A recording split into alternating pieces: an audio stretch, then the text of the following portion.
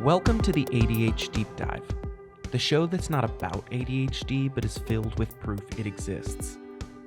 Not only that, but this week I've got an announcement. For listeners of this podcast, there's a bit of a change in the works. As an audience starts to grow and my format begins to develop, I've started thinking harder about what I want this show to represent. Is this a comedy podcast? Is this an educational podcast? Is this a motivational podcast? As I juggle these questions and struggles I have with branding this show, it's important that I keep what works and throw out what doesn't. It's clear you enjoy the guests, so those are here to stay. The fundamental principles of this being a safe space for all forms of conversation are here to stay as well.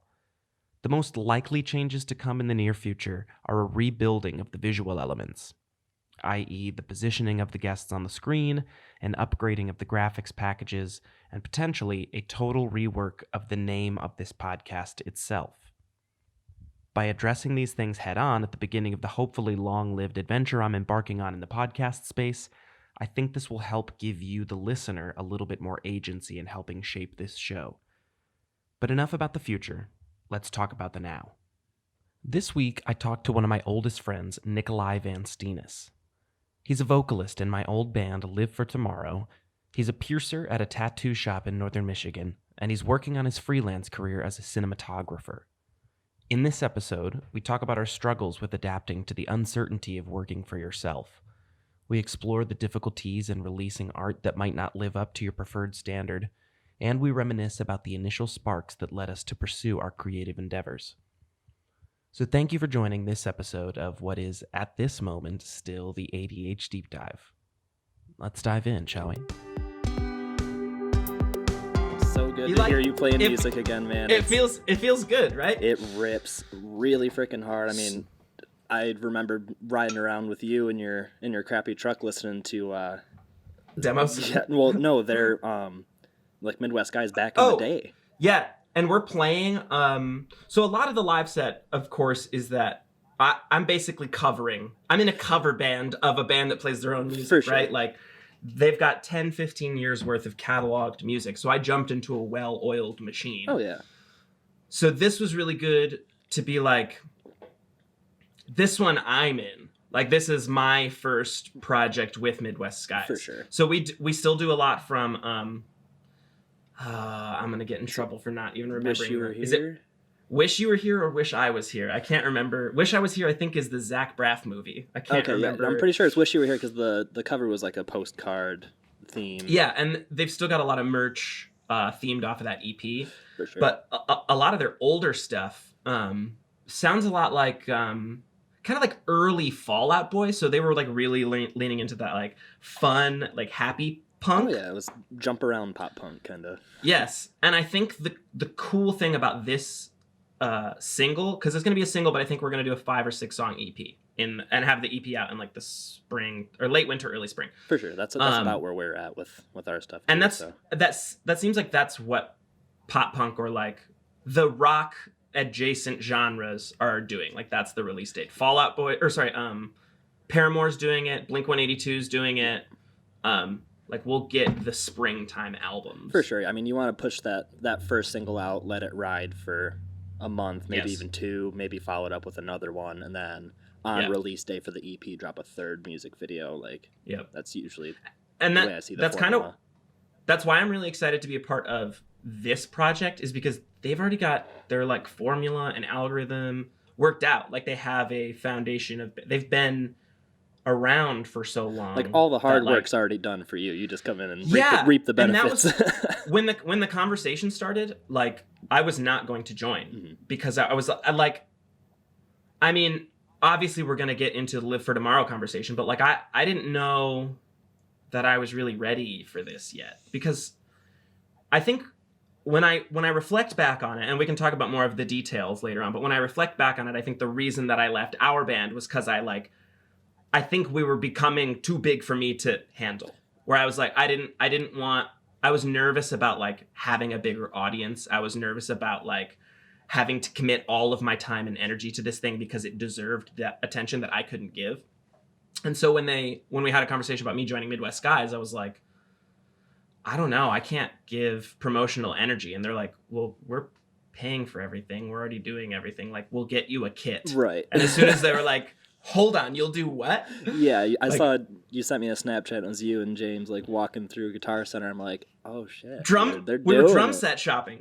We were drum set shopping because they wanted to invest in the band. Like, this is their baby. This is their ultimately it's James's project. He's the only one who's been around from the beginning. Yep.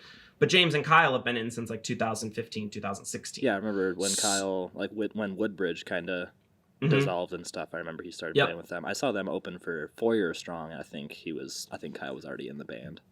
Some of the throwbacks, and I'm sure these names are a lot more familiar to you because you've been in the music space for a while.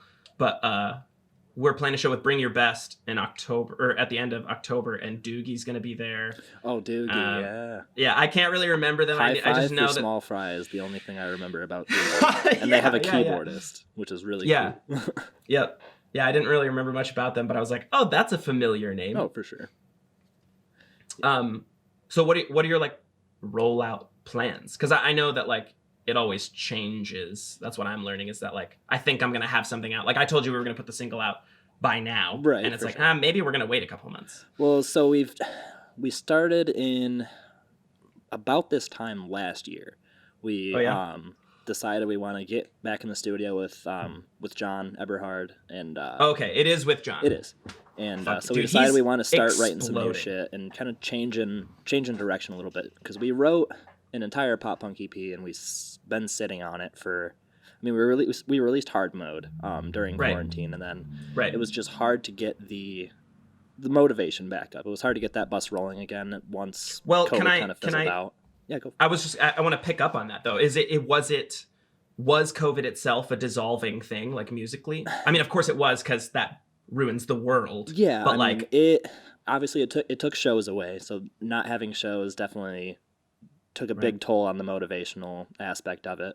And we kind of had plans to release the stuff we had cataloged post COVID, and do a little bit of touring off it and stuff. And the longer we sat, feelings change, tastes change and stuff, and we've always had an inkling of wanting to step into the more heavy space with the group. Okay. And we haven't really talked about anything publicly, but basically what I can say is LFT isn't necessarily over, but that's not necessarily our focus right now either. These new collection of songs are more than likely going to go under a new name, new look and all that stuff. We have, like I said, we've been at it for just about a year now, and we've demoed out 5, and now we're going to kind of brush back through all those songs, get them up to a standard where we want them to be at. Probably EP or album? We're probably going to drop them as singles for the most part. That's the way to do it. And just do music videos for each song, and then if the traction is there, we'll take those songs and do a full LP with them. But we probably got rollout plans for, I want to say, mid to late spring of 2023. We want to make sure everything is super polished. We want to make sure that we have the financial backing that we need to make that sound and that look happen. So I'm glad that you actually talked about that in specific, because personally, that's one of the biggest things I'm struggling with Midwest guys is they are very careful about how they want to brand things. They want to release it in the proper way. But I have always been like, oh, it's done, let's put it out. Like, for sure. What is it like for you to sit on stuff? I hate sitting on finished projects. I do too, because I mean, I get excited about something that we do, and then I listen to it a million times, and then if we don't release it for 6 months, I'm going to be sick of that song. And it kind of loses that. You lose the ability to see it as a song, and you start to see it as something you did. When it's fresh, it feels like, I'm listening to it with fresh ears. I can appreciate it for what it is, but then it just kind of becomes almost like an algorithm that you have to do to, like, show people your art, and it loses that spark. So was the show more important for you, or was releasing music more important for you? Like, what is your preferred way of interacting musically? Like, do you like just putting it out there, or? I mean,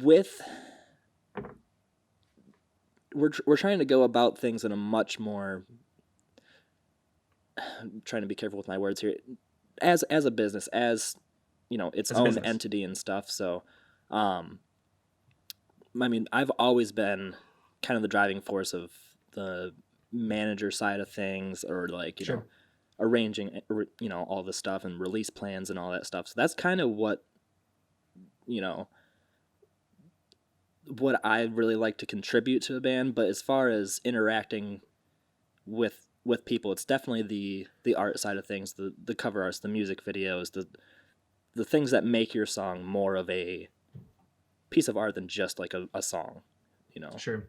I think one of the things that I'm struggling with is that whether it's like a video like this, whether it's even just a podcast, and I'm like, wow, this is an interesting thing, I think somebody will appreciate it. I like making the things, but getting people to listen to, watch, or share the things is the hardest part. Oh, absolutely. And that's where the imposter syndrome kicks in, is because I know that when people watch my stuff, they either appreciate it or they can see that there is some value in it. Even if it's not their thing, they can be like, oh, it's not for me, but I think that's because I see myself as a relatively talented person. But when that view count is low, like, I can't get over that. It takes a big toll mentally. I mean, that was, I mean, we put out a heavy song with LFT, the Heartless, the music video's out and stuff. You know, we dumped a lot of money into the visuals behind it, and we really thought like, oh, this is going to be like a head turner for sure. And it was one of our lowest performing songs. Like it was pretty humbling, you know, but I think with the new stuff, I think it has the capacity to kind of make it over that threshold on its own, just standalone. I mean, obviously we're going to promote, we're going to, you know, work our asses off and stuff, but it's the first time I genuinely see a collection of songs as something I'm like 100% proud of, not like 85%. Cool. I'm like, oh, this song or this part could have been changed a little bit. That's why we're taking almost, you know, a year and a half to really workshop everything. Say, is every second of this song at the best capacity it could be? Is there a rollout like for the and we can cut any of this out if it's like if we're releasing information too early. Yeah. Is the rollout of the rebrand going to be like, you know us as LFT, now we're this, or are you trying to be like complete? Are you trying to have this project distance itself? Not necessarily distance. One of the big contributing factors to the rebrand is if we wanted to get any kind of backing from a label or management group or anything, I think it's better to be seen as a new breakout band than a band that's been together for almost 14 years. That makes sense. And it still only has 5,000 followers on Facebook, you know. I think... Isn't that insane? It's been that long. It really has. 2009, Holy dude. Shit. It's 13 or 14 years. I was literally talking to my mom about it last night because we were trying to figure out how old our family dog Prada is. Oh, yeah. And I'm like, well, I know exactly how old she is. Because we got her on the day the band formed. Yeah. So yeah, it's not necessarily trying to distance from LFT, but very much trying to be its own thing. You know, it'll be talked about for sure. Like, we'll be posting on the LFT page, hey, LFT's not dead, but this is going to be our main focus, and LFT will be an outlet for pop punk stuff, for covers, for just stuff we don't want to have to worry about that view count or worry about pushing it out as much. Just kind of let it be its own thing. The people who have a connection to LFT already and want to hear new music, it'll serve them. It'll just serve as almost like a mental exercise for us, or, you know, like sure, it's a outlet. You're trying to. You're trying something new. Yeah. That in and of itself is a difficult task, to just like put it out there and let it take on a life of its own. Like, you don't know if people will receive it well. I mean, I'm sure they will, but I guess I want to pick up on that though, because that is when, let me try to figure out how I want to word this, because we both come from a very small town state of mind where like our target audience used to just be the people around us. And like, okay, before social media, that was everybody's, but we grew up in the social media age, but we made stuff to our classes, our friends, our peers. For sure. That was the audience. I struggle with, so I'm very good with interpersonal relationships. When I meet somebody, I can make friends with them very quickly. And then I can establish some sort of relationship that we support each other in that way. So they'll share my stuff or they'll watch my stuff.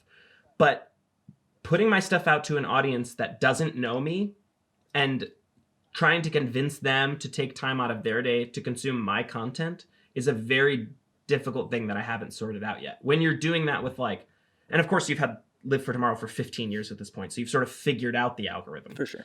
But what is your like strategy going into a total rebrand where it's like, you might not even know this. You might not even know that we existed as this. How do you try to get a new audience? Or do you not even know yet? I mean, my state of mind has kind of been to just bust ass as much to make it a piece of art that a complete stranger will just see it come up on a YouTube ad or, wherever they might stumble across it and be immediately engaged visually, immediately engaged via the audio, and just want to see what else these strangers have to offer. I want it to be something that somebody could stumble across and, immediately click with.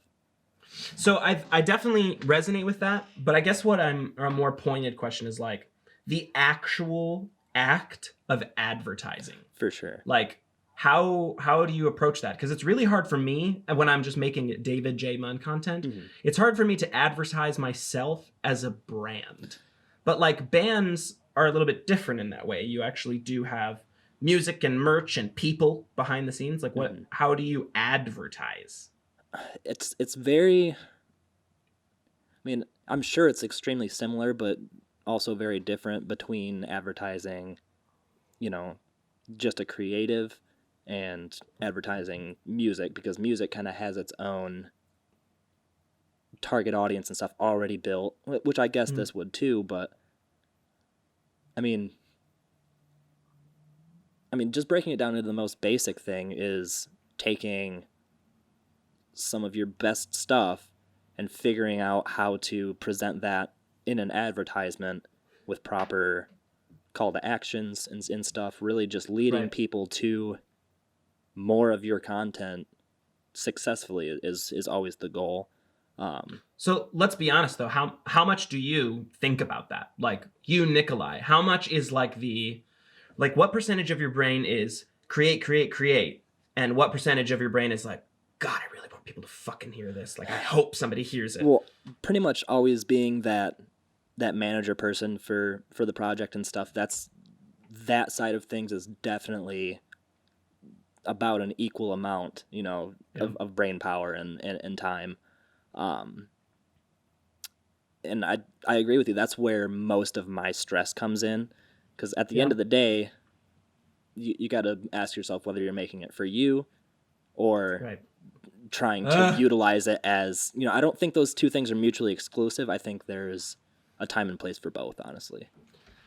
A thing that, hopefully it doesn't like peak on the audio, but there's some crazy lightning and hail coming down. So it was hailing here this morning, and then that's exciting. Yep.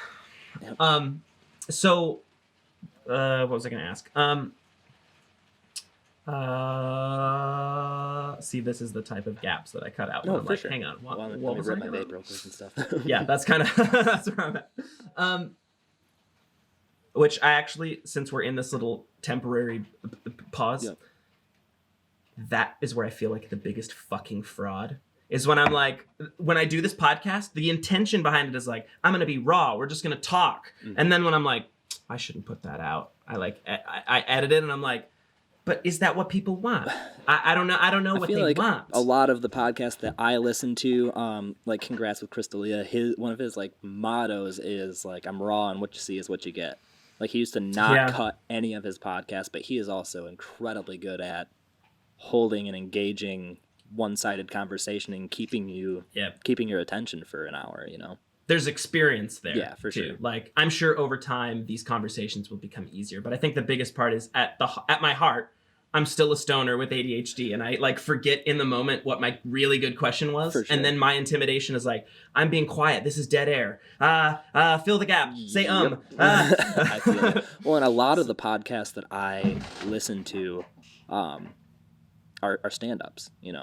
It's Tom Segura. It's they already have that that crowd work aspect done. They know how to keep your attention for an hour because that's their job, And like you said, with the new music project, this has always been something I've wanted to do, but putting it out there is like, okay, let's try it. Mm-hmm. Like, let's try it out. But yeah, for real, like, it's just like, well, I've wanted to do it. I've been sitting on the idea. Just fucking do it. No, absolutely. And then, like, one day I'll find out if I'm shit or not. Right. There's only one way to find out, man. Yeah, I know. You just try it. I mean, I'm super happy to see you back in the music space and, creating all these different outlets for yourself.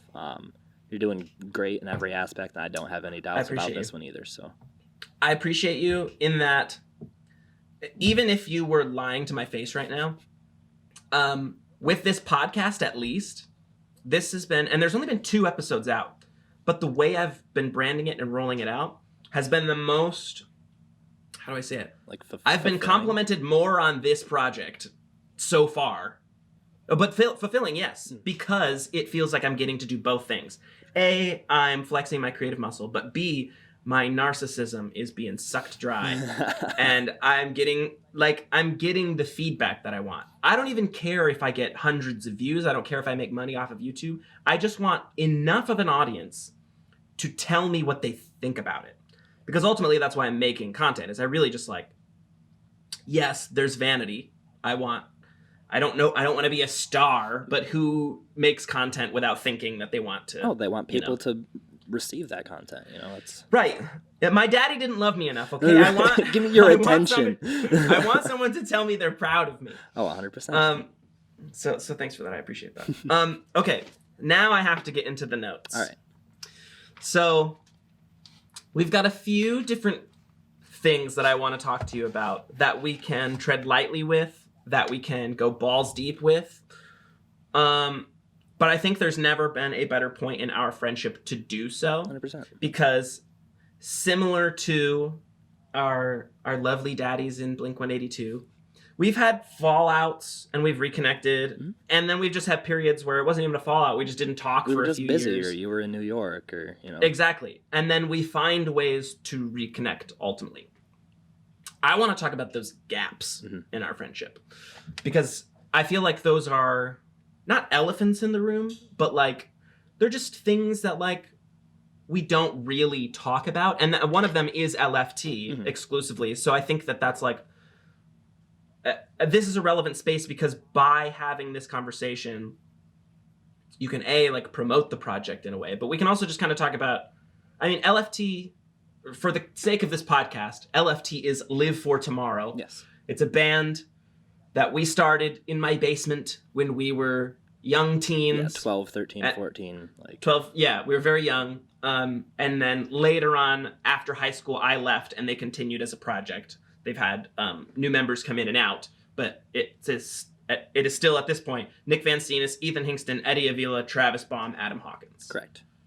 And currently being produced by John Eberhard, which he is. I'm not going to say boy. He's fucking amazing. Yes. One of the most talented producers I've ever met, and the fact that he lived so close to us was like, how did that happen? Mm-hmm. And now he's Grammy nominated. Huge. I know. It's crazy. It's crazy. So, I want to talk about those gaps in Live for Tomorrow. And it may seem like I'm coming at this selfishly, but I really just want to know. This is a long time ago, so it doesn't need to... There's no... Between most of us, I think, there's no hard feelings. There's no toxic... We're all still friends. What was that like? When I'm not even saying what were your emotional feelings when I left. But, like, when a band hits a reset, where you're like, oh, shit, I think are we done? Like, are we broken up? I don't know what we do here. And similar to like what COVID happened, like where it's just like, I think we're done. Yeah. What is the process like when you're like, what is my next thing? Like, what is that like for you, Nikolai? Because, and I'm sorry to ramble and maybe project here, but when a project ends for me, that's the saddest point in my life. It's like, even if it ends because it came out or it's a good thing, it's like, I get that rush of adrenaline and dopamine. and it's just gone. Mm-hmm. Like, I don't know what to do next. What is that like for you? Well, definitely thinking back, in the scope of LFT, I remember, we even had, just in high school, we were a band for a while, and I remember we broke up for whatever reason, and I remember seeing you in the hallway, and we were like, I remember talks of like, hey, we're going to do it again and stuff, and, growing up, that was a huge, like, it was all of my life. That was a big deal. Yeah, it was it, and then I remember at the times that it stopped, it definitely, I had a huge hole, I just like... we were high schoolers trying to pursue what we thought, or even that we knew. Let's be real. We knew when we were young that we were going to do something big. Oh, for sure. We didn't know what it was. I still don't know if I know what it is, but I know that I'm working at those things. But for those split seconds when you're like, but maybe I have to work at a gas station. Right. It's always a goal to get to a point in one of the creative, lanes that I do. It's definitely always a goal to make my entire life sustained on income from that. That's right. Always a goal. With music, it's definitely, to bring it back to the question, at those spots where it's really stopped very abruptly, or through COVID or anything, it gave me time to reflect and stuff, and realize that it's not the end of the world if it doesn't get to that point. True. And I feel a lot more comfort now that I'm back in and working at it, and keeping that in the back of my head, where it's I feel like I'm creating better things. I feel like I'm more motivated and putting more energy into things now that I've came to a bit of a realization at several points that, it's not, I'll keep on living if it doesn't happen. Sure. So I think keeping that attitude is definitely a driving factor in creating better stuff. So with everything that you do, similar to me, we put a lot of stock in our creative pursuits, which means we try to then pursue that financially. One of the things that I talked about, I don't remember if it was with Patrick or it was with somebody that I've talked to already about this, is when I get in those spots where I'm like thriving and I don't have to do the day job, I get really scared, because the second those jobs stop, my income goes away. So my income is directly tied to my passion. And if I feel like I'm putting all of my time and energy into earning income, then I'm not focusing on why I'm doing it in the first place. And then it becomes worse content. And then it's like a self-fulfilling prophecy. 100%. As of now, working in the tattoo industry and doing piercings and stuff, one of the driving factors in me getting into that was, it's more or less working for yourself. There's, you can make your own schedule and stuff depending on where you work. It gave me a lot of time I knew I wanted to get into like weddings this year and just be behind a camera a lot more than I have been in the past. Mm-hmm. So I kind of got into that with the mindset of it's going to open up a lot more opportunities for me to take other projects and stuff. Mm-hmm. But I've had a couple moments of realization in the last couple months that I'm like, wow, I'm pretty much sustaining a life in a fairly expensive town to live in. One of the most expensive towns to live in Michigan. Yeah. Pretty much working for myself as an independent contractor, at least, mm-hmm. And keeping myself afloat through these avenues of creation that, Sorry to interrupt. Is that what it's like at the tattoo shop? Are you a 1099 contractor? Yeah. Yep. Okay. Yep. So yeah, I have a lot of control over these things that are sustaining my life right now. And mm-hmm. It's gotten scary at times. It's been, I've been scary. Super happy about it at times. Like you just got to go through it day to day and say, how am I feeling about it today? And how should I attack different things this day? Keeping that in mind. So what are some of the things that you're pursuing creatively that are adjacent to the things that you want? So let me rephrase this. What are some of the things adjacent to what you're pursuing right now financially that you want to do more of, but you can't because the income isn't there. Well, I'm sure this will resonate with you and stuff, but as far as like you're gonna say it. Video work and stuff goes, the goal is to do music videos. It's both things that I love. Yes. It's like my two biggest things that I do, and I want to merge those things for sure. But you can't the money. You can't effectively shoot your own music videos as well as somebody else could in most scenarios. Yeah. To a degree. Although I did see that you were doing some tripod shots, but you were doing some maybe. If it's not public, then we can cut this out. But you were shooting some sort of video for some audio project of your own. Yeah, I did a video for an unreleased LFT song, and so I guess it kind of makes it a moot point. I mean, I was pretty happy with how that came out and stuff, but I just really quick taught somebody how to work my gimbal to do my shots, and then the group shots that I shot the rest. But I've always said, up here there's not enough bands and stuff to sustain doing music videos for a living. Yeah. And even down in Grand Rapids, I mean, it's pre-COVID, you'd probably have a lot more. Like the music scene, there's still, waves going out from that. It's still affecting. We're not back to exactly where we were. No, concerts are booming again and stuff, but it's. I think still readjusting. When it comes to the local scene, though, that's where it's really hard. It's like, yes, the big shows, the big venues, everything's kind of opening back up, and like all the big stuff is happening, the big events. Mm-hmm.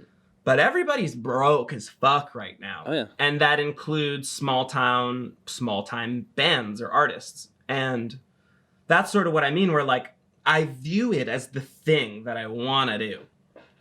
But every second I spend doing that for free, I have to think of it as an investment. Otherwise, I slip into this, it's a waste of my time frame. Because every second spent not creating something that gives me income, I'm losing, quote unquote, money as a 1099. Yeah, time is money. Time is money. And in this field, it makes me feel gross because I want to charge what I need. Yeah. But then when I see an artist that I feel like, man, I'd love to work with them, I have to make that decision to take the hit. Yep.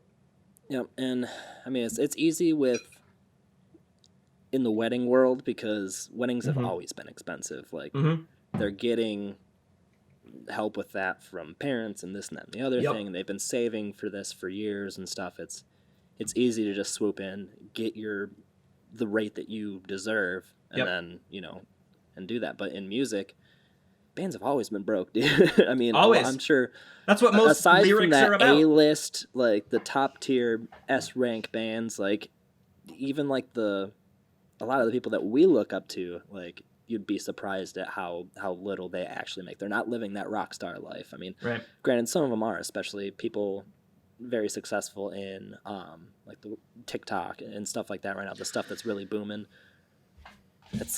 I'm gonna ask you about that since you brought up the curse word TikTok. I fucking love TikTok, man. Okay, are you saying that genuinely? Yeah, 100%. Okay, I'm happy that you said it that way because I want to have a conversation about it in a way that with somebody who doesn't hate it, because I have a lot of group rage therapy when I'm talking with other creators about TikTok, but there's a reason it exists. And that's because people fucking eat that shit up. Oh yeah, it is. But when I think of myself as a quote unquote traditional filmmaker, I'm like, man, I want to shoot vertical content. For sure.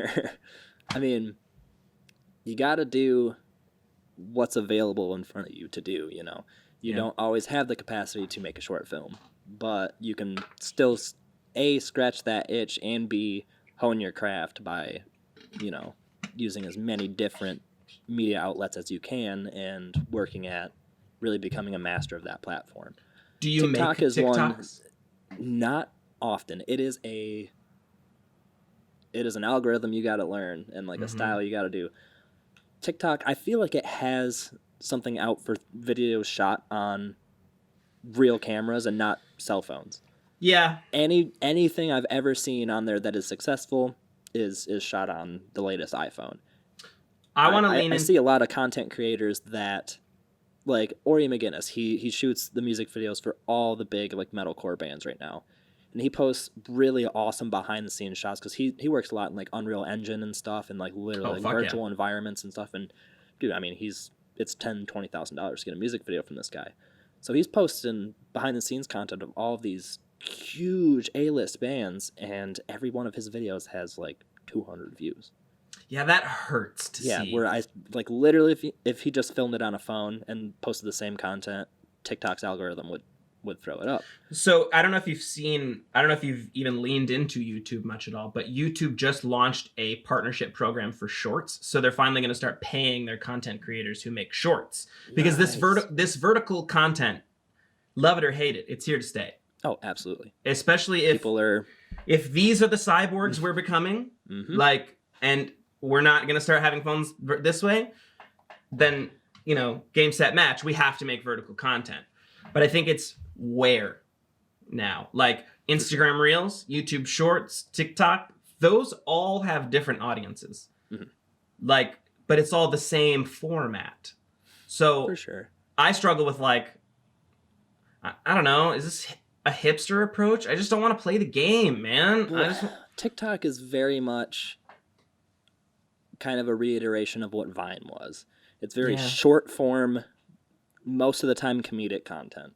Yeah. That's shot very specifically. It's very, the more candid it looks, the better. So it's very much short bursts of serotonin that you can give people. Well, granted, I mean, I just saw that TikTok, they bumped it up to now you can upload 10-minute videos. So I feel like the way we traverse TikTok is going to change. I feel like they're going in a more YouTube approach. But it's just the way you discover content on TikTok is so much different than any other, like YouTube. You have a main page. You get to select what video you want to watch next. With TikTok, it's putting stuff in front of you that they think you want to watch. Right. I think a part that gets me away from TikTok too is the same thing that stresses me out just about content creation in general. I don't want to fucking touch the camera. Like I've gotten to a point where I want to, I don't know if acting is the thing, but it's definitely a part of it. Really, I just want to be part of storytelling. And with TikTok, to me, it's like, look at this funny thing, or listen to this funny, I don't know. I'm looking at your shirt and only thinking of Your Mom's House and how they approach TikTok, which is the deep, dark depths of the worst parts of TikTok. But when you see that niche, and they have been at the top of the podcast game for a long time. Oh yeah. Well, to be fair, they share TikTok content. I'm saying, as far as like creating on TikTok, yes, it's a platform that maybe I should lean into if I want an audience. But I don't even know what is the content that I would make on TikTok? I don't know how that's relevant to people. I see a lot of some like Peter McKinnon type, educational stuff on either like just any kind of behind the scenes stuff on like showing people how you do things. I feel like always gives people, they see you more as a person and not just haha funny guy on the screen. Right. So it might be a cool avenue to approach, like just either here's how I did this. I see shout out to Ian Oliver. I see some of his TikTok content is very much like in Premiere, hey, here's how I do this. And those seem to perform pretty well compared to other videos that he posted and stuff. So that's always a cool avenue. But I feel like that's probably not end goal type of stuff for you, So beyond filmmaking, this is also another note that I put down. I see myself as and I can also kind of tie this back to our childhood a little bit, or our blossoming friendship. I've always been, and it sucks to say it, but I've always been a very jealous person. And what is it? What's the phrase? Jealousy is the thief of joy, or something like that. Okay, yeah. Where like, I don't know if we said this before the podcast or at the beginning, but I know that what I'm doing is good. I know that at face value, if it got in the right person's eye, it like flew into their lap, they would love it. I think I have something to offer. But when I can't get it in front of people, I get fucking furious. Because I'm like, I know they'd love it. I just can't get it in front of them. But on the flip side, I see garbage. Just utter garbage. With millions of views. And I did talk to John Kelly about this, who's actually going to be next week's episode. Nice. About like the healthy brain says, yeah, but I don't want that audience. The audience that wants the garbage, that's not my people. Mm-hmm. But some of them have got to be right. Oh yeah, they 100% are. Creators have this giant hurdle in front of them, and it's just algorithms on these social media platforms. It's like, if some, AI deems that your content isn't valid or isn't worthy of the views, all those people that would love your stuff, they're never going to see it. They're never going to see it. Right.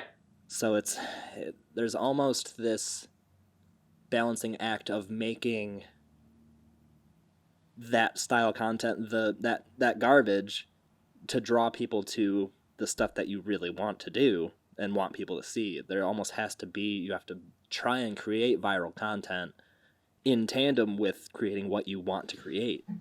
I think the thing is, like, I don't even know if it's a saying, but I feel like the general principle is that you've made it when you've got haters, right? Oh, yeah, for sure. I don't even have haters yet, man. I want them. I want for somebody sure. to At least call let me freaking argue with you. Exactly. Like, let me prove my worth by screaming at you. Well, I mean, if people are engaging on your stuff, it's all press is good press, Do you have haters? Well, I'm can't remember any like specific thing right now, but LFT's gotten hate throughout. I know a big one that was controversial was when we put out the Drake Bell cover, the theme song of Drake and Josh. Mm-hmm. We went balls deep and filmed it in a movie theater. We even hired a graphic designer to create posters to put in the marquees that were callbacks from the show. We put our ass into this one, and it got some good rounds. It's actually still making really good numbers on TikTok right now. I believe that it's still one of your highest played, like, on all medias, Closer's right? up there, and then let's see, it might have just crested 100K. Wait, streams? Oh, wait, no, it's got more than that. No, it's 640K, sorry. Yeah, I was going to say, it's got more than that. But we received a lot of hate on that video, primarily due to my screaming part in the chorus. Like, if you scroll YouTube comments, they're like, oh, it's great, but the original was way better, or like, I love the song except for that, like, fucking crazy guy yelling in the microphone, yada, yada. And that stuff's always made me laugh, because it's just, I know, like, heavy music and unclean vocals just aren't for everybody. It's an acquired taste, for sure. A lot more widely acquired now. You hear a lot of screaming on the radio and stuff, but in the back of my mind, that takes a bit of a toll. It's something I laugh off, but I need to know that. It does. It gets to you somewhat, though, right? Yeah, because it's always like there's 5 good comments for that one bad one, but of course I internalize that somehow. I might not be conscious of how it affects me, or when or where, but I mean it lives back here somewhere. So I mean, it's I think the problem for me, and even though you already said it, we are our own biggest critic. My problem is, before the haters even have a chance to comment, I deem the content as like, oh, that's garbage, and I just delete it. Rather than allowing, like, there's so much that I've put out into the world that because it didn't hit the algorithm, the most exclusive time is 24 hours. Like, the first 24 hours when something comes out, if it doesn't pop then, it's not going to play properly. It might get a little boost later on, but that first 24 hours is key. If I have something out for 24 hours, and sometimes it gets literally 0 views, I'm like, oh, it's because it's garbage. No, but it's But technically, the proof is right there. Like, it's not garbage, just nobody's seen it. But I am the first comment. I am always the first one to get in my own way. Do you do that for anything? Like, do you get in your own, or do you have examples of projects that you've, like, committed all the way to and then went, actually, I think this is shit, so it's never seeing the light of day? I feel this is something I've really only realized within the last couple of years, probably post-COVID. I was always very had the blinders up as far as LFT went and the original music that we released. Part of it might just be I've heard it so much and I've just gotten sick of it in my own head, but I've listened back to stuff from early in our career. I mean, still post you leaving, but I would say that's when things got serious. Smile for the Trainwreck album, the Growing Pains EP and stuff, where at the time we were like, oh, we're getting signed. You know, like this there's nothing better than this. Like, this is pinnacle stuff. And then looking back now, I'm like, oh man, that was pretty, it was okay. But do you let it, like, does it ever cross your mind to be like, this needs to go, I need to delete it? See, that's the thing is, like, with that tunnel vision, I had the blinders up. I was able to make myself think that everything I did was the bee's knees. You know, like, not until recently have I really been able to properly criticize my own work, and it's done wonders for me. You know, is it good overall though that you do that? I think so, because jumping back to what I said earlier, like, I think keeping that attitude or having that mindset does lend itself to motivation, just being more creative, or, you know, making stuff that I am happy with before putting it out. Do you ever, so far this entire podcast, not just this episode, but most episodes so far, are just me projecting. But do you ever, like, get in those, not just this is shit, but I'm shit traps where, like... Definitely. I mean, I've struggled with, you know, depression, anxiety and stuff for a long time, and being trapped in those times where we're not putting stuff out, you know, like right now we're just in the studio, everything's under wraps and stuff, and as musically goes, I haven't really been able to scratch that itch or put something out to prove that I'm better than all that stuff that, you know, that we put out before. Like, we're working towards something, and, you know, we're evolving and maturing ourselves and stuff. So I've definitely gotten trapped a couple times like that, and just like, well, should we even continue? Blah, blah, blah, blah. You know, like, your head spins. You go to dark places and stuff. But luckily, I mean, I could say right now, I'm pretty happy in my own skin, in my life. Good. I'm feeling somewhat successful. Like I said, moved to Travers, and am, you know, properly paying my way through that and stuff. So when you get into the content creation phase, though, like, what is the biggest hurdle for you? Because for me, it literally is like, I am creating the voices that already don't exist, where I'm like, nobody even wants this, I shouldn't put it out. Clearly you don't think that, which is good, because obviously you have an audience. Like, not just Live for Tomorrow, but NIkolai Vansteenis has an audience. Like, what is the biggest hurdle for you before making something? I mean, the biggest thing for me is always starting something, whether writing the first lyric, figuring out the first riff, figuring out the first shot. Yeah. That's always, like, going into even shooting a wedding and stuff. And it's just like always feeling unprepared, and just breaking through that to just get that first thing down on the page, you know, the first line recorded, the first shot done. That's always the biggest thing for me. And I feel like as soon as that's done, I have a very clear view of the rest of what I want to do with that thing.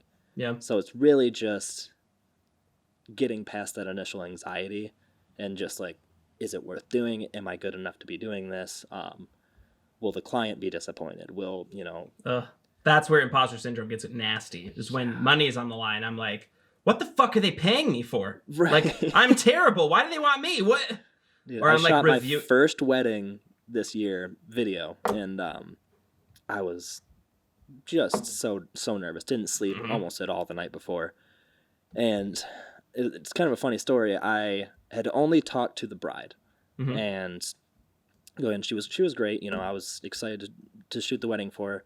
But the first thing on the agenda was going to the hotel room to meet the groom and do the getting ready session with them. So I show up, knock on the door, and just super nervous. And I open the door, and it's somebody from our pet. It was. Oh, okay. I was gonna say, did you know it was him at this point? Okay. So that was a really nice first wedding to get out of the way. Like, yeah, I wanted to shoot a friend's wedding or somebody I knew, but didn't really have the opportunity to do that. And luckily that fell in my lap, and it really helped get me through that first one. Mm-hmm. So after that, I feel like as time goes on, I get a little bit better. I hone things in. I say, oh, I made these mistakes and I don't want to do that. I'm a huge believer in learning through just fucking up, putting out bad content. And then, your brain just says, okay, I don't want to do that again. So let's take a bit more time. Let's fix this thing. Let's do, better lighting. Let's do, this, that, and the other thing to really just learn from those mistakes. I'm making a quick pencil note so that I can pick up on it after I step away to pee again. I'm so sorry.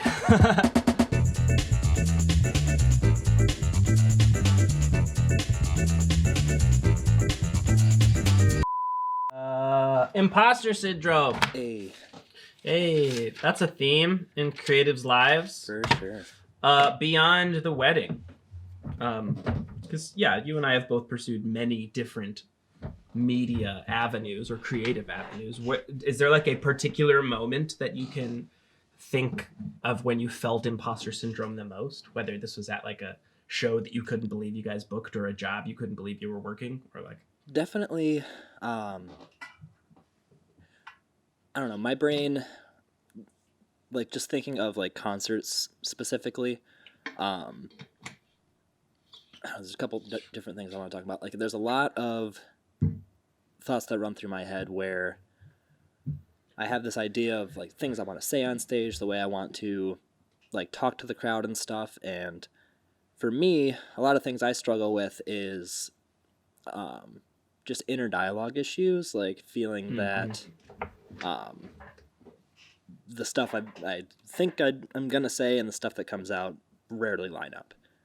Just communication issues in general. So I feel like there's a lot of anxiety that comes from that and just confusion about how to get past that and how to hone those communication skills. But really,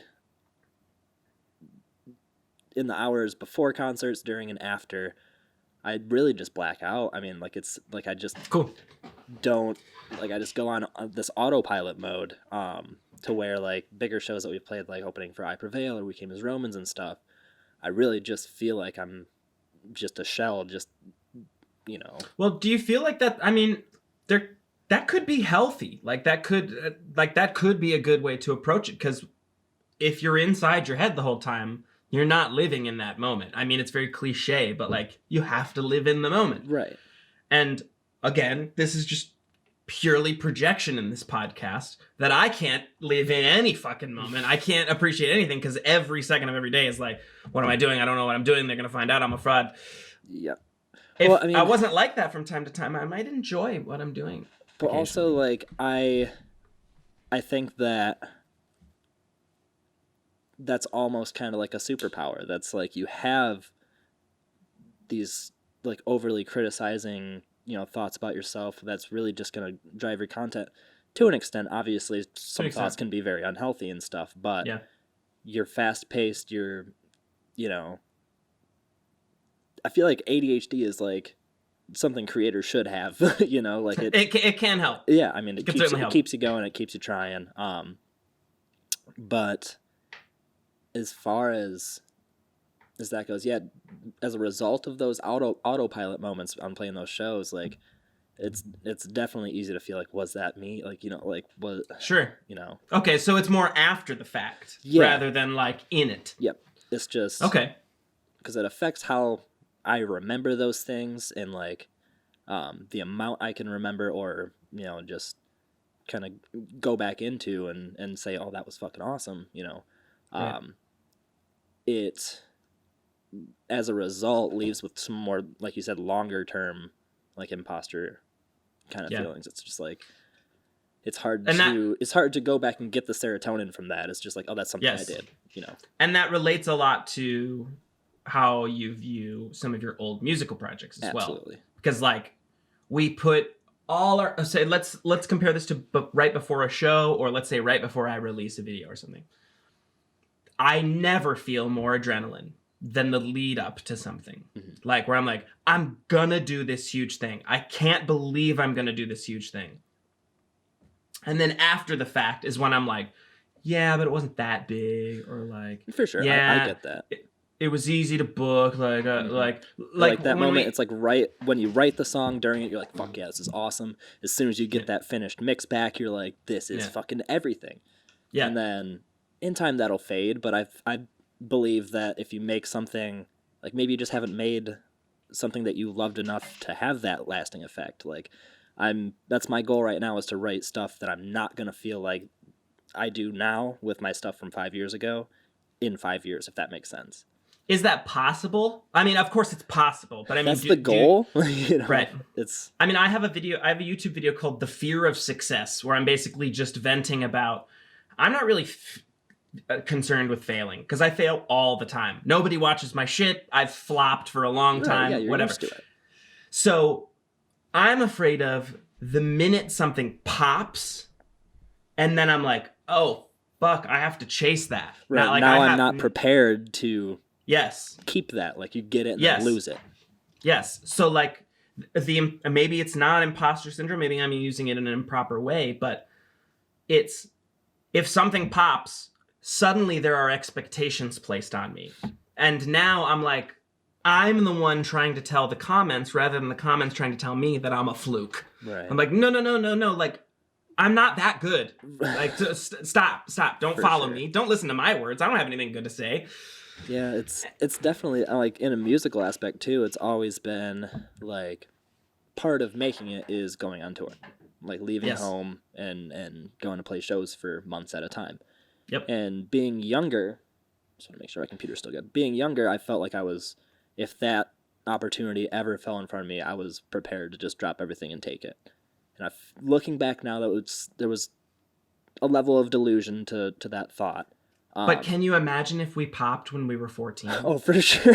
Oh my God. Dude, we would never come back from that. No, if we were like the new, like, baby metal, like those, like 12-year-old Korean girls, like headlining metal festivals. You know? It's unfortunate to say it this way, because I think we all really bullied her when we were young. But it's the Rebecca Black philosophy, where it's like, I don't want to pop just because I could afford to get a music video out there and, like, put something garbage out. Mm-hmm. Like, I want to pop when I'm ready. Right. Like, and the idea of having something, explode when we were younger, like, makes me cringe. Yeah. Well. So, I mean, and now having processed that, have seen that from an outside perspective now, I feel like it's prepared me.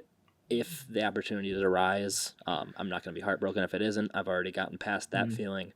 So now I'm making music to, I mean, that is the goal. I'm trying to run it as a business and create, very marketable, easy to listen to, and, just a big wave of fucking serotonin for whoever listens to it is the goal, So a good way to phase this out is we can just talk about these projects that you're working on now, because it is the next thing for, I guess, your audience to look forward to. Because, like I said, these are conversations between you and I, but ultimately I'm only having people on that I think have something interesting to say. I want you to be able to promote your stuff. So when I talk about this, should I say LFT? Is that what this is? We don't even have to say the name. It's just unnamed project right now. Okay, so this project that you're working on, what are some of, like, the hurdles you're bracing for? Like, are you waiting just because that's how the algorithm works? Like, typically you want to put it out at a specific time, or what are some of the things you need to check off before it comes out? Okay, so working with John gives us a level of quality to our audio that has not been reached before in our history. We're writing stuff that, between the instrumentals, the melodies, the lyrics, the mixing and mastering, is radio quality stuff. So the biggest hurdle is going to be creating visual content that meets that standard. It's going to be very much a financial thing. I think with the release plan is going to include incorporating, lending from banks and stuff as a quote unquote LLC and stuff in order to at least start that, So there's like a branding rollout?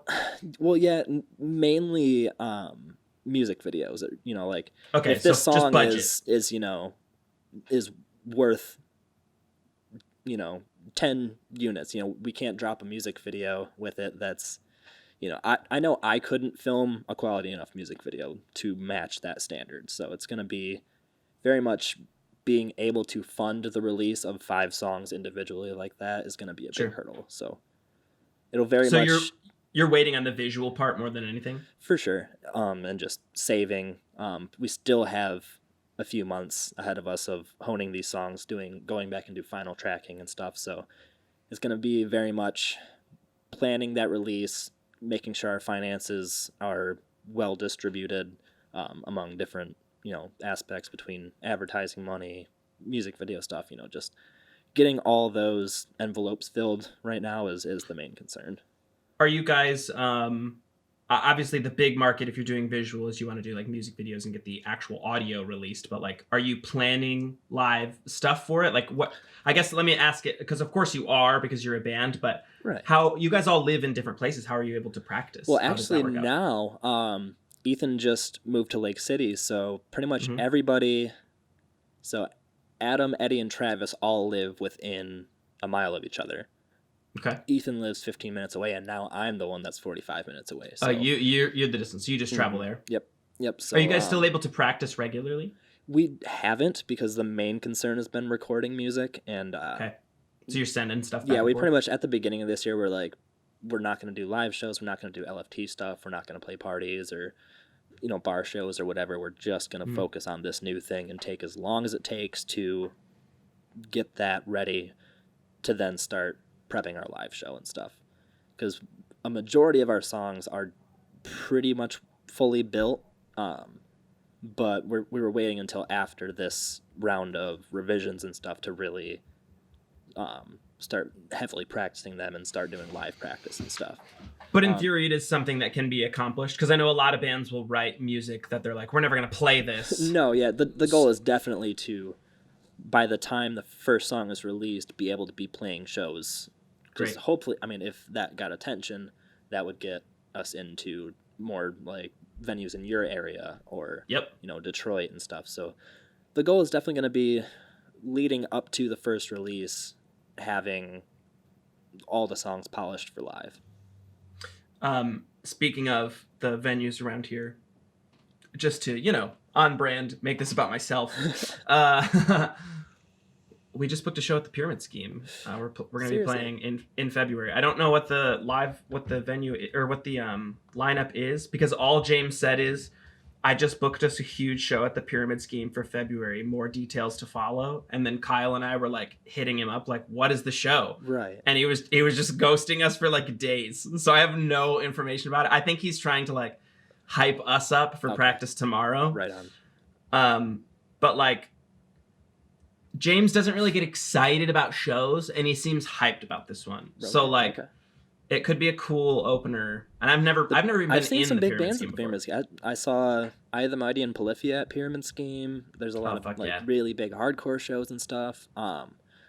Dude, what I can't wait for is next year, no matter what happens, we are playing some shows. We've actually been talking about that. Sure. We're gonna need to set up or get on a festival together, or not a festival, but like just like we want multi-genres. Yeah, we want like, we want to do something that we know will bring an audience. Sure. So if we can just do like,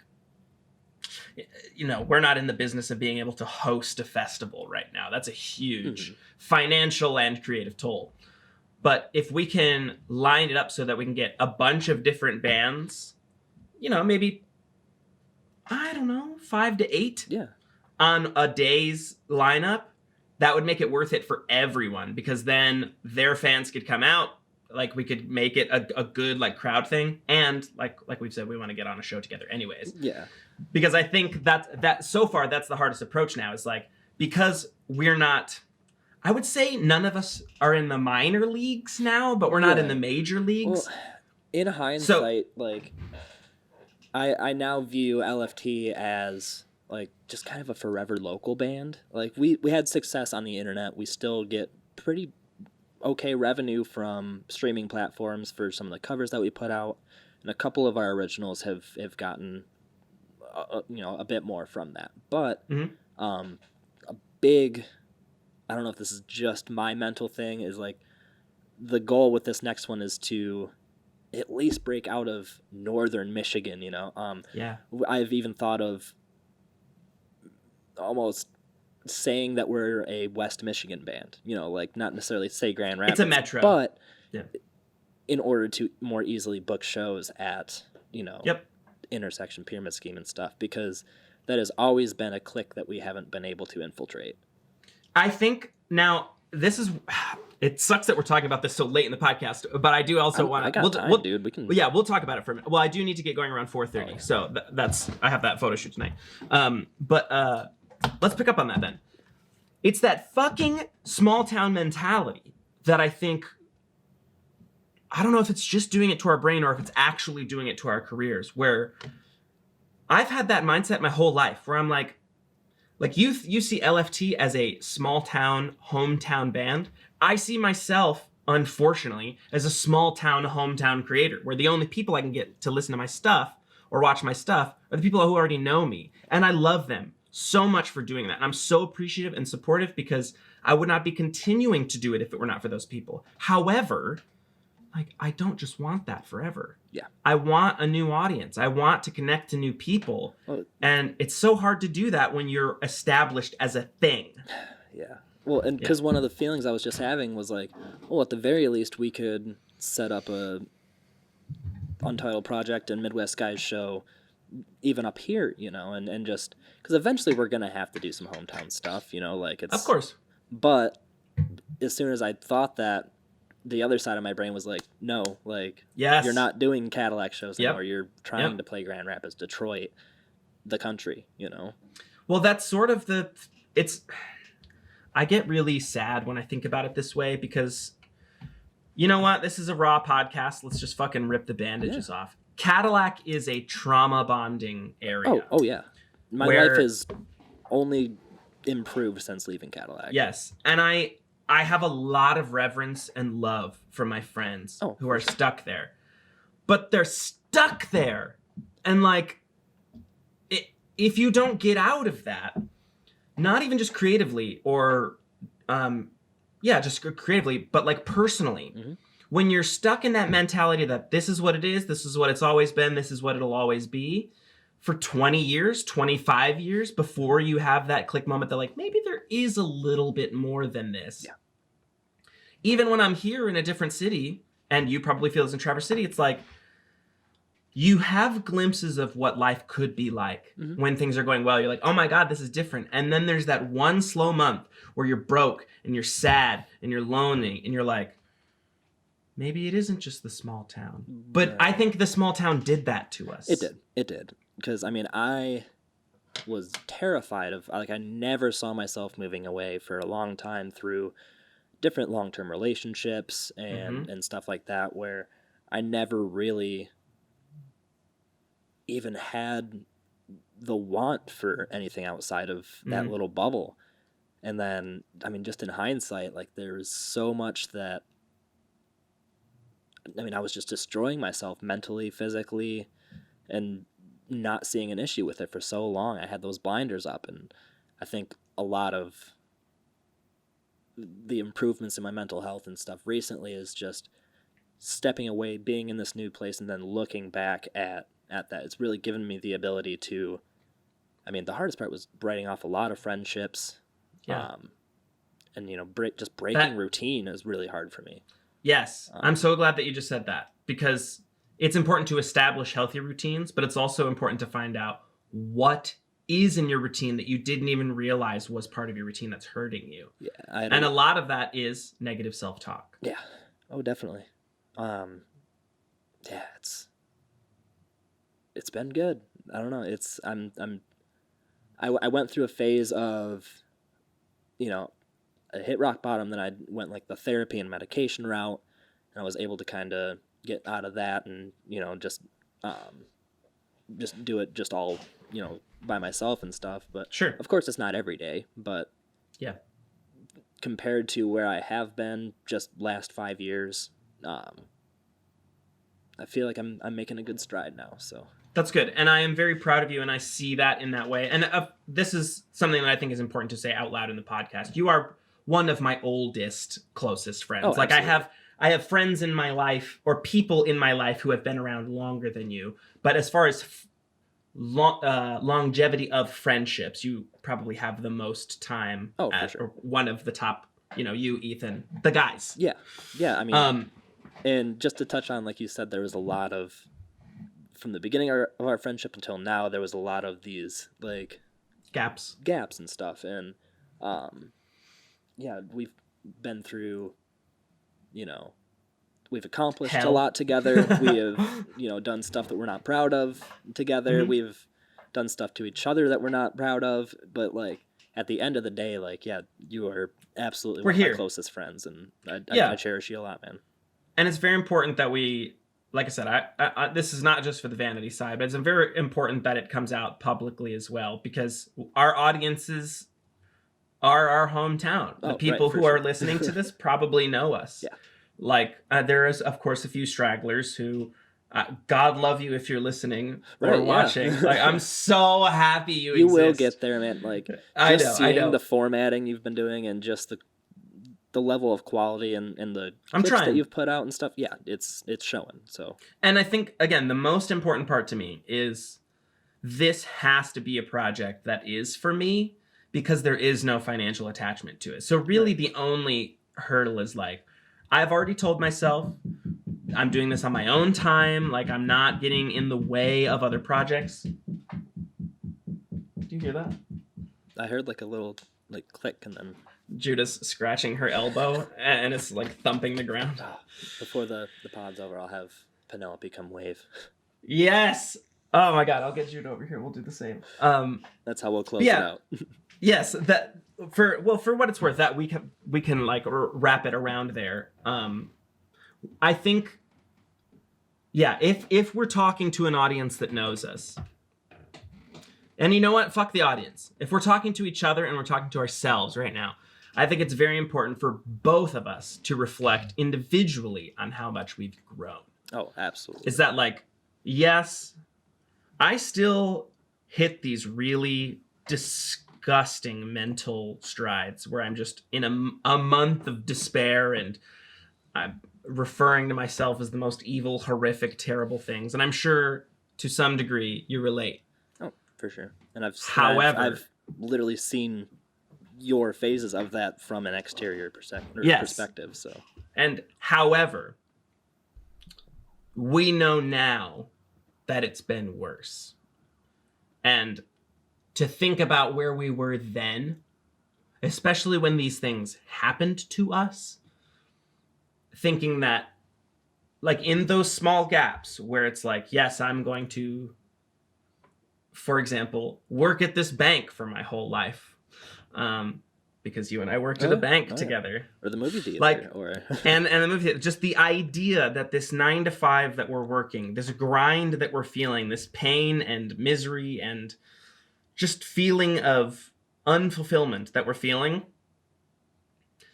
all I know is that we're not there anymore. So that means something. Yeah, there's been an improvement in both of our lives. I mean, yes, we were kids together, and we were teenagers together. We went through young adults, not as much. Right. Yeah. I mean, we like started to like drink and smoke and stuff together, and then we went our separate ways for a long time. Came back when I was in one of my lowest moments, but not having realized it yet. Sure. Just at the height of, substance use and just the lowest motivation of not doing anything creative for quite a while. We went through quarantine together. We literally were our only quarantine friends for the longest time. Yeah. Which was you were in a relationship fun, and I was man. in a relationship. Shout out to Jackbox Games for getting us through quarantine. I know, dude. Which, by real, the way, like, we should definitely set up some Zoom Jackbox calls now. Oh yeah, dude. I haven't even thought about doing Zoom. Yep. Dude, I'm so sad. Okay, so this will be the last thing we talk about because it's not even creative. This is just a fun conversation to go out on. I got the rock band that you had. Mm-hmm. I had the guitar. I was wondering what happened to that. I couldn't remember. I still have it. So I'm in an immersive theater company, and we do a lot of like murder mystery parties. Oh yeah. And one of the parties was an 80s themed, like basically it's like a rock festival, and there's a bunch of different bands, and throughout the night, members of bands start dying, and the contestants are trying to like figure out who the murderer is. Okay. So my character at the show was like this Blues Brothers type character named Joe Mama. Fedora. Please tell me you had a fedora. I sure did. Yes. I'll pull up the fucking picture on the video version. Yep. So I took. So Joe Mama is a guitarist. This is a written character. Is a guitarist, and so I took the Rock Band guitar, flipped it on its back, put a tiny little like toy keyboard, like it's not toy, but it looks like a little MIDI, and then I put like reflective duct tape around the outside so it looks like guitar. What? And it was like the coolest, raddest night. And I did one little last thing at the end where I tried to do that Fall Out Boy Pete Wentz swinging around my neck.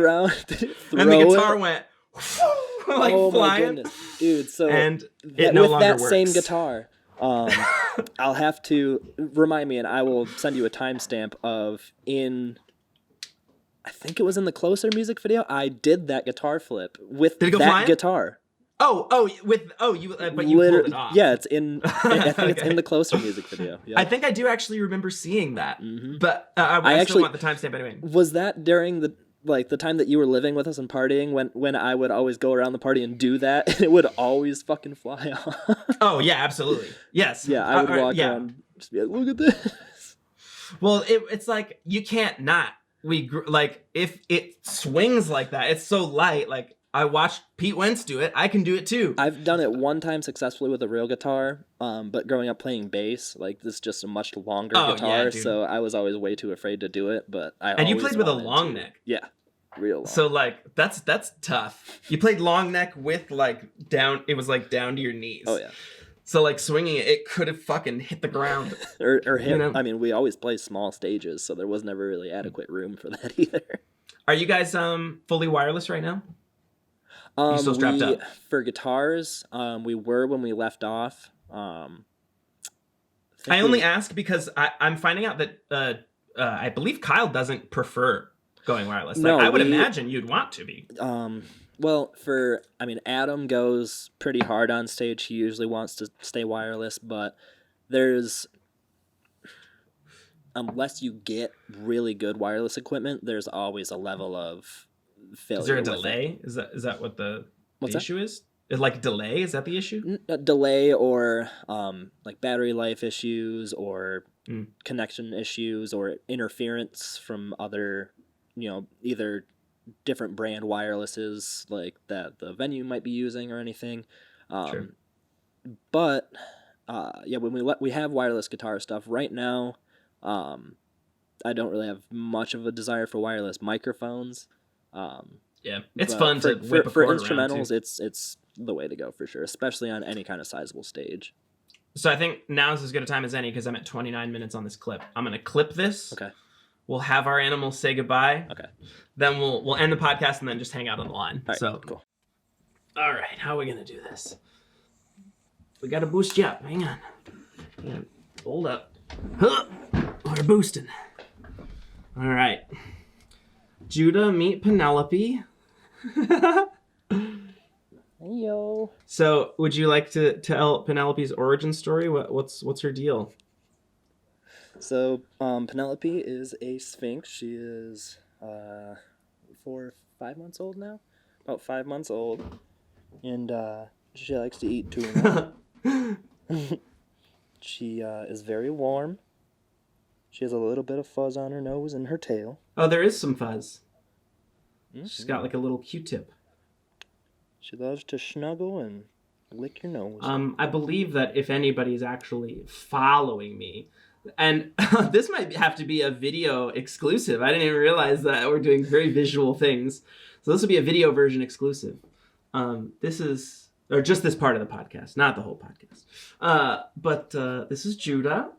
She is, I believe, closing in on 9 or 10 years old. I just woke her up from a nap. And Judah did the same. She's a little Dachshund Corgi mix. That's all I got. That's all the news. She's extremely disinterested right now. All right. Well, then for the video, folks, I think that whole bit is just, like I said, just going to be on the video version, because I realize if people just hear us be like, this is Judah, this is Penelope. All right. Let's do a wave. All right. Hey. All right. Hang out on the line. But NIkolai, I love you. I miss you. Love you too, brother. And we will do this again. Yes, absolutely. All right. I'd love to. Bye.